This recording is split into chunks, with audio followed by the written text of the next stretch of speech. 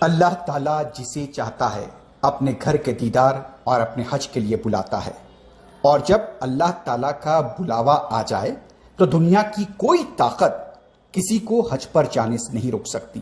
ایسا ہی ایک انوکھا واقعہ اور کہا جائے تو کرشماتی واقعہ لیبیا میں دیکھا گیا۔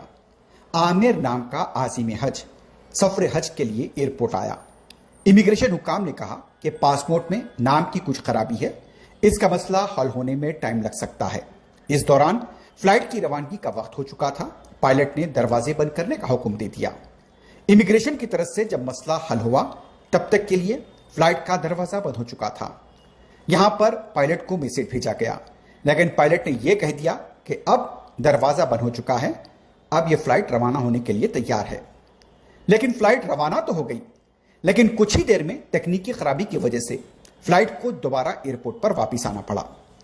یہاں پر تکنیکی خرابی کو دور کیا گیا جب پائلٹ سے درخواست کی گئی کہ یہاں پر ایک عازم حج بیٹھا ہے اور وہ سوار ہونا چاہتا ہے۔ پائلٹ نے کہہ دیا کہ اب بھی وہ اس مسافر کو نہیں لے گا۔ نتیجہ یہ ہوا کہ پرواز پھر روانہ ہونے لگی، لیکن فلائٹ کے اندر پھر خرابی آ گئی، اور جب پائلٹ کو یہ احساس ہوا کہ 2 بار اس طرح کا واقعہ پیش آیا، آخرکار اس نے کہہ دیا کہ اب یہ فلائٹ عامر کو لیے بغیر مقدس سفر پر روانہ نہیں ہوگی۔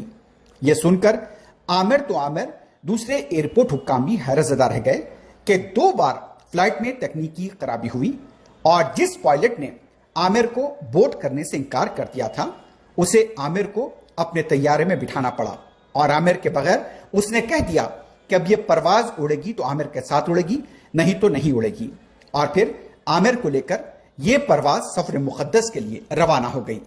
تو اس سے واضح ثابت ہو جاتا ہے کہ اللہ تعالیٰ کسے چاہتا ہے اسے بلاتا ہے، اور جب اللہ تعالیٰ بلاتا ہے تو دنیا کی کوئی طاقت کسی کو روک نہیں سکتی۔